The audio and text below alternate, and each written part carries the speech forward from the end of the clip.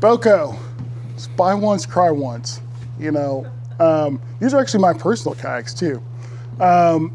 This first one here is my first ever, I would say my first kayak. Now I've had some other vessels, but this is my first true kayak. It was actually a Perception Pescador here. That was out at Lake Ray Hubbard crappie fishing. And then my second kayak, it's my first kayak that I ever bought here, has my Outback.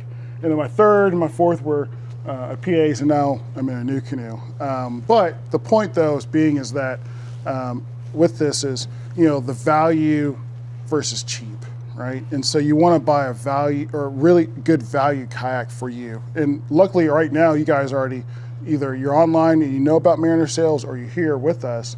But all the kayaks that are in the store, no matter what brand, you're going to be put into a really good position with the kayak that you purchase. Yeah.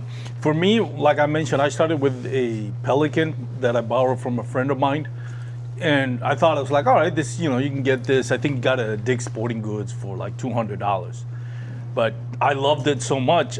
First time out, I spent like 6 hours fishing. By the second hour, my back was killing me.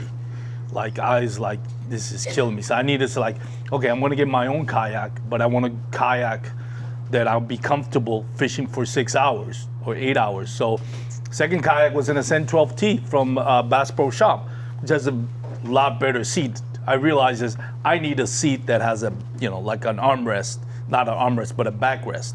So I couldn't afford much at that time. So I was like, what's the cheapest one I can get that has a seat? And I got an Ascent 12T, and then I realized over time, it's like, this is a barge. Like this, paddling this takes a lot of effort. It was great in the sense that it made me kind of like, all right, you know, I'm gonna have to work hard at this. So eventually I got into an Outback for fishing because I realized, you know, I needed a pedal drive. I was spending too much time. I liked open waters, so I needed something that will help me fight the wind.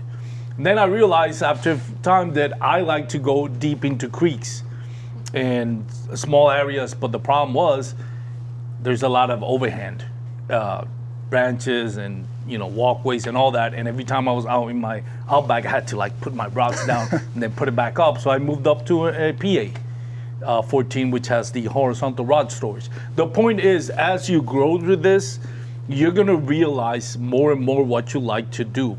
You may have an idea of how you like to fish, but be open to the possibility that at some point you're going to want to explore other things and branch out. So there's not going to be a kayak that fits all. It's going to be a transition for most of you.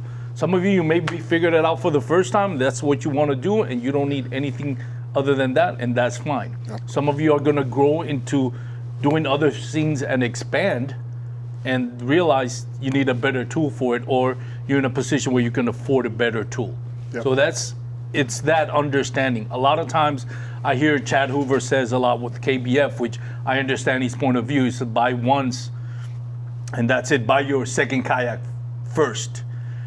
That doesn't always happen because like I mentioned, you're gonna grow into this sport. And if you're like me, when I started kayak fishing is when I started bass fishing. So I was learning two things at the same time. I was learning how to bass fish and how to set a hook on a kayak, which we'll get into that later on.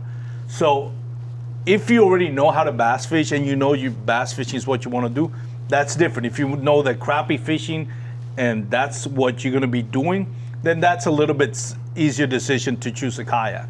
But be mindful of, you know, that you might want to grow into expanding to other things. And that's the thing, you probably want to change your tools every now and then.